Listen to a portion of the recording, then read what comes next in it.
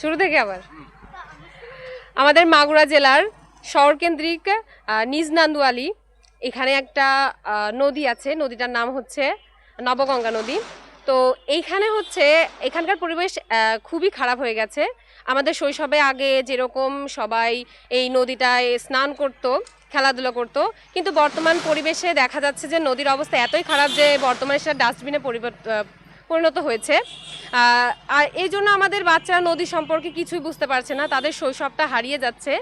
এবং আমাদের এলাকায় যে মানুষের বাসা বাড়িতে কিচেন ওয়েস্ট বলেন, আবর্জনা বলেন, এইগুলো হচ্ছে তারা করে কি একদম ডিরেক্ট নবগঙ্গা নদীর মধ্যে ফেলে, যার জন্য আমাদের নদীটা দিন দিন হচ্ছে একদম ডাস্টবিনে পরিণত হয়ে যাচ্ছে, নদীর কোনো অস্তিত্বই থাকছে না।